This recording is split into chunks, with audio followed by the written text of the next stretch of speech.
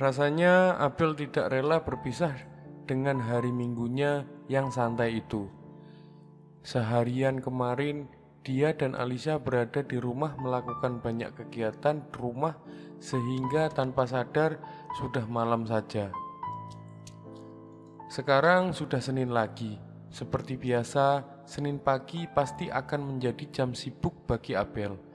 Abel baru sampai di meja kerjanya. Dia menenteng segelas kopi yang dibelinya di sebuah kafe di perjalanan menuju kantor tadi. Dulu menurut Abel, pergi kerja dengan menenteng segelas kopi adalah sesuatu yang keren, tapi sekarang dia merasa bahwa kopi adalah salah satu starter pack bagi para corporate sepertinya. Seperti seragam tahanan untuk para penghuni penjara. Luna belum datang. Kemungkinan dia akan datang sekitar jam 8 pagi. Abel kemudian masuk ke ruangan Luna dan membersihkan sedikit meja kerja Luna. Matanya menangkap sebuah frame foto kecil berisi foto pernikahan Luna dan suaminya, Lukas. Luna teringat Lukas yang menelponnya 2 hari lalu untuk menanyakan keberadaan Luna. Abel tahu Luna dan Lukas dijodohkan. Kemungkinan keduanya belum terlalu akrab. Apa semua orang kaya itu dijodohkan ya, batin Abel. Karena setahunya para orang kaya yang dikenalkan pasti mengalami perjodohan. Apa buaya menyebalkan itu juga dijodohkan, batin Abel. Kalau memang dia juga akan dijodohkan, maka langkah tepat bagi Abel untuk tidak terlalu menanggapi Daniel. Abel kemudian melanjutkan pekerjaannya, yaitu melihat dan memeriksa kembali jadwal Luna hari ini. Lumayan, hari ini Luna punya 4 meeting dan artinya dia harus memastikan bahwa Luna akan makan siang dan minum vitamin. Beberapa minggu ini, Luna selalu menyuruh Abel menemui klien saat jam makan siang, sehingga dia tidak dapat memeriksa apa Luna memakan makan siangnya atau meminum vitaminnya. Luna membuatnya khawatir beberapa minggu ini. Tidak lama kemudian Luna muncul. Wanita itu selalu tampak elegan setiap saat. Pagi Abel, sapanya ramah. Tidak banyak karyawan yang disapa Luna dengan ramah seperti ini. Abel adalah salah satu yang beruntung. Dia sudah 3 tahun menjadi sekretaris Luna. Mereka menjadi dekat karena itu. Pagi Bu, balas Abel sambil tersenyum. Padat ya hari ini? Iya, ada 4 meeting. 3 meeting di kantor, yang satunya di luar Bu. Oke, yang meeting di luar tolong handle ya, kata Luna sebelum masuk ke dalam ruangannya. Duh, tugas luar lagi, kata Abel. Dia kemudian berpikir bagaimana caranya Abel dapat memastikan Luna makan siang ini. Pagi Nona jutek, suara yang sudah mulai akrab menyapa telinganya. Benar, sesuai perkiraan Abel. Daniel berdiri di depan meja kerjanya. Pagi Pak Daniel, sapa Abel mencoba profesional jika berada di kantor. Nona jutek, bosmu yang jutek itu ada? Tanya Daniel lagi. Ibu Luna baru saja sampai Pak. Oke, aku masuk ya, kata Daniel sambil tersenyum menyebalkan. Tidak lama kemudian, Luna memanggil Abel agar masuk ke dalam ruangannya. Bel, meeting yang jam 10 tolong segera disiapkan. Aku mau semuanya tepat waktu, kata Luna. Abel kemudian mengambil tabletnya dan mencatat apa-apa saja yang Luna perlukan untuk meeting tersebut. Abel, Daniel memanggilnya dengan nada panjang. Langkah Abel terhenti. Aku sungguh suka gaunmu di malam minggu itu, kata Daniel sambil tersenyum jahil. Dia tahu Luna akan tertarik pada pembicaraan ini.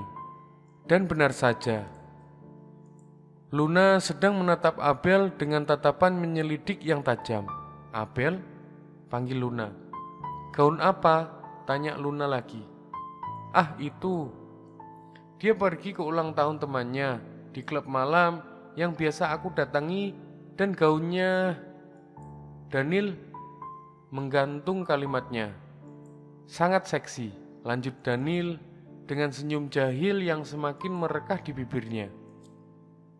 Luna mengangkat alisnya dan menatap Abel dengan tatapan minta penjelasan. Kamu ke klub malam? Tanya Luna. Abel mengangguk. Pakai dress seksi? Tanya Luna lagi. Abel kembali mengangguk. Minum alkohol? Abel menggeleng. Saya tidak bisa minum, kata Abel dengan pandangan tertunduk. Pulang larut malam, jam 11 malam, jawab Abel. Dia benar-benar ingin mencekik Daniel sekarang.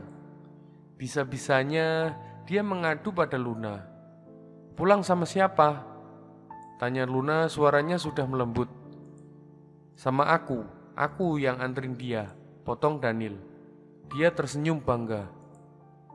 Luna melempar majalah ke arahnya. Berarti itu akal-akalan kamu ya? Kamu yang sengaja bikin Abel pergi ke klub malam kan? Kamu yang sengaja bikin Abel pakai dress seksi kan? Biar kamu bisa deketin dia. Daniel, aku udah pernah bilang jangan macem-macem sama Abel. Luna mengamuk memukul Daniel dengan majalah di meja. Abel yang awalnya syok kemudian mengulum senyum melihat Luna yang membelanya. Apa benar begitu? Tanya Luna pada Abel yang berdiri diam di depan mereka. Bilang kalau itu gak benar. Aku mana tahu kamu ke klub itu. Daniel berusaha membela diri. Sayangnya Abel bukanlah gadisnya. Dia adalah gadis Luna. Iya bu, kata Abel sambil gantian tersenyum jahil. Tuh kan, kamu pengen aku bunuh ya? Luna semakin gencar memukul Daniel membuat pria itu mengaduh kesakitan. Saya permisi dulu, kata Abel sambil keluar dengan perasaan bangga. Rasakan itu, dasar buaya. Luna baru selesai meeting pertamanya di saat jam makan siang. Abel sudah berniat untuk membelikan Luna makanan saat kemudian langkahnya dihadang oleh Daniel. Kamu? Daniel mencengkram lengan Abel. Oh, oke. Gini ternyata cara main kamu. Lihat aja, aku akan bikin kamu dimarahi Luna nanti, ancam Daniel. Abel menangilrik tangannya dan menatap Daniel dengan tatapan menantang. Kamu pikir aku takut sama tukang ngadu kayak kamu? Oke. Keduanya sama-sama melotot. Bel, tiba-tiba suara Luna terdengar memanggil Abel. Dengan segera Abel pergi menemui Luna. Ini meeting di luar, kamu aja yang pergi ya. Aku mau istirahat dulu, kata Luna. Abel nampak ragu. Ibu gak makan siang dulu? Tanya Abel. Luna menghentikan aktivitasnya dan memandang Abel. Dia tahu gadis di depannya ini mengkhawatirkannya. Dia tahu Abel selalu memperhatikan Luna baik dalam masalah pekerjaan, bahkan sampai masalah kesehatan Luna. Nanti saya cari makan sendiri, jawab Luna. Baik bu, saya pergi dulu, kata Abel lagi. Mudah-mudahan saja Luna benar-benar menempati perkataannya.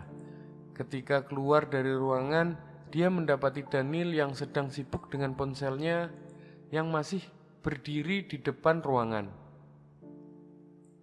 Abel awalnya ragu, tapi dia tidak punya pilihan lain. Demi Bu Luna, batinnya. Hei, panggil Abel. Daniel menoleh ke arah Abel, kemudian kembali memperhatikan ponselnya. Dia menganggap seolah Abel tidak ada di sana. Bapak Daniel, panggil Abel dengan nada yang lebih sopan. Daniel melihat ke arahnya. Iya Nona Jutek, ada apa? Tanya Daniel dengan nada suara yang dibuat-buat. Apakah Bapak Daniel yang terhormat ini akan menemani Ibu Luna makan siang? Daniel memandang Abel dengan tatapan bingung. Buat apa aku menemani istri orang makan siang? Kamu tahu nggak, kemarin aku hampir dilabrak sama suaminya, kata Daniel lagi. Abel terdiam, dia bingung. Baiklah, kata Abel. Dia terlihat murung. Kenapa? Kamu khawatir sama Luna? Abel mengangguk. Oke, akan kutemani dia makan siang, kata Daniel. Mata Abel langsung berbinar menatap ke arah Daniel. Tapi Daniel menggantung kata-katanya. Kamu harus nurutin satu permintaan aku, kata Daniel lagi. Abel yang mendengar hal itu kemudian menjadi panik. Dengan perlahan, dia menutupi bagian depan tubuhnya. Aku gak akan minta yang aneh-aneh. Stop mikir seolah-olah aku ini pria mesum. Ya emang benar, kata Abel santai. Apanya yang benar? Tanya Daniel emosi. Ya mesum itu, jawab Abel lagi. Kamu bener-bener ya? Ya udah lupakan aja, aku gak mau bantuin kamu, kata Daniel merajuk. Pria itu menyerongkan tubuhnya dengan tangan yang terlipat di dada.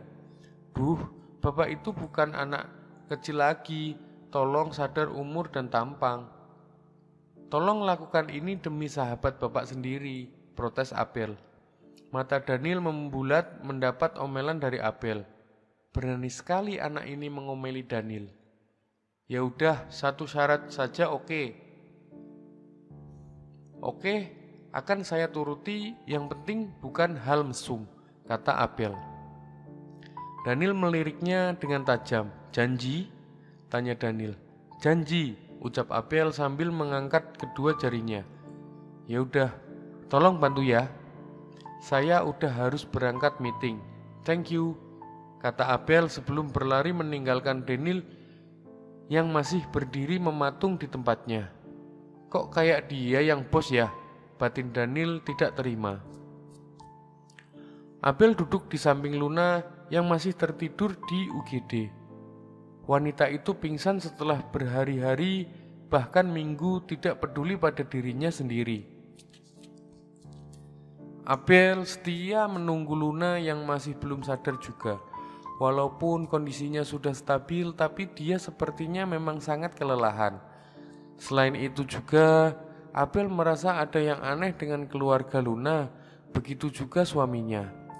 Sampai saat ini hanya Abel yang menemani Luna. Dan dia tidak masalah sama sekali. Abel menyayangi Luna lebih dari sekedar bosnya. Luna sudah ia anggap seperti kakaknya sendiri. Luna bahkan pernah bilang bahwa dia ingin dia dan Abel bisa menjadi dekat. Luna juga begitu percaya pada Abel, yang hanya lulusan SMA untuk menjadi tangan kanan Luna. Hubungannya dengan Luna juga keluarga Luna memang sangat dekat. Abel adalah anak dari yayasan panti asuhan milik keluarga Luna. Dulu Luna sering datang ke panti, paling tidak sebulan sekali. Abel yang saat itu masih kecil sangat menunggu kedatangan Luna, karena setiap datang Luna pasti akan membawa mainan, buku, dan juga akan bermain bersama Abel. Sayang, kedatangan Luna yang rutin itu menjadi terhenti karena ketika Luna menginjak bangku SMP. Dia dipindah ke luar negeri. Saat lulus SMA, Luna kembali datang pada Abel dan mengajaknya untuk bekerja pada Luna sebagai sekretarisnya. Abel bahkan masih ingat bagaimana Luna mendidiknya dengan keras. Dia tidak segan memarahi Abel jika gadis itu membuat kesalahan, bahkan kesalahan kecil awal-awal ia bekerja bersama Luna. Sampai beberapa tahun kemudian, Luna mendirikan perusahaannya sendiri. Abel adalah satu-satunya pegawai dari kantor ayahnya yang dibawa Luna. Karena hal itu, Abel menjelma bukan hanya sebagai sekretaris yang mengurus pekerjaannya saja, tapi juga kebutuhan pribadi Luna, seperti makan, tidur, dan juga teman curhat Luna. Itu juga kenapa Luna sangat menjaga Abel, karena dia sudah menganggap Abel seperti adiknya sendiri. Tiba-tiba ponselnya berbunyi. Sebuah nomor baru muncul di layar ponselnya. "Halo?" sapa Abel saat mengangkat sambungan telepon itu. "Hai wanita jutek," suara Daniel terdengar di speaker ponselnya. "Gimana caranya dapat nomorku?" tanya Abel bingung. Karena seingatnya lelaki itu tidak pernah meminta nomor teleponnya, dan tidak pernah juga dia memberikan nomor teleponnya. "Nomor presiden saja aku punya, apalagi cuma nomor kamu," kata Daniel dengan santai. Ya, untuk sesaat Abel lupa kalau Daniel adalah putra pengusaha kaya yang tentunya punya kekuasaan yang luas. "Kenapa nelpon?" tanya Abel. "Aku dengar Luna masuk rumah sakit. Aku cuma ingin tahu kondisinya," kata Daniel. "Masih belum sadar, masih menunggu hasil darah," jelas Abel. "Pantas, dia sangat kesakitan tadi," ujar Daniel. "Bu Luna kesakitan dan kamu gak bawa dia ke rumah sakit. Teman macam apa kamu ini?" cerca Abel. "Memangnya kamu bisa bikin dia ke rumah sakit dengan keadaan sadar?" Abel terdiam. Ya, memang benar apa yang dikatakan Daniel. "Udah, nanti aku pasti jenguk dia. By the way, ini aku mau kirim bukti bahwa aku nemenin Luna makan. Dia makan makanannya, dan juga waktu dia minum vitaminnya. Janji aku lunas," kata Daniel lagi. "Sekarang aku tinggal menagih janji kamu," kata Daniel. Abel menghembuskan nafas pasrah. "Ya sudah, apa maumu? Ingat, tidak boleh hal mesum. Nanti saja, akan kugunakan nanti saja. Kamu juga tidak menulis kapan kupon ini akan kadaluarsa kan?" "Kupon?" "Ya." Abel dengan bodohnya membuat sebuah kupon dari secarik kertas yang dia ambil di meja resepsionis ketika Daniel mengerjainya sebelum dia pergi tadi. Kata Daniel, dia butuh bukti fisik agar memastikan bahwa Abel tidak akan ingkar janji. Tapi sayangnya Abel tidak berpikir matang-matang saat membuatnya. Sekarang Daniel memanfaatkannya. "Tapi kalaupun kuponnya hilang, janjiku juga hilang, oke?" "Tentu saja,"